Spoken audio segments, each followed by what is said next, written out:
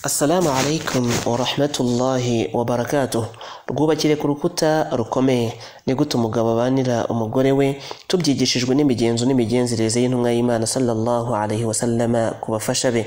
Icyambere bagaragu Uwiteka kumwenyurira mu buranga bw'umugore wawe. Intumwa y'Imana Muhammadin sallallahu alaihi wasallam muri hadithi yakiriwe na Tirmidhi kuri nimero 1956, intumwa y'Imana sallallahu alaihi wasallam yaravuze iti kumwenyura mu buranga bwa mugenzi wawe ubutanze sadaqa, ubutanze ituro. Iyi hadithi iratwereka neza yuko uwibanze mu kumwenyurira mugenzi wawe wa hafi yakagombye kuba ari umugore wawe.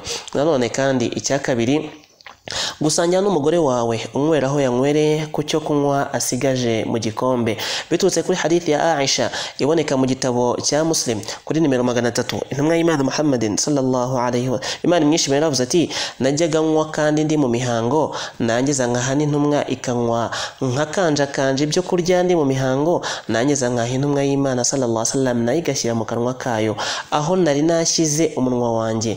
Iyi hadithi yakiriwe na Muslim kuri nimero 300.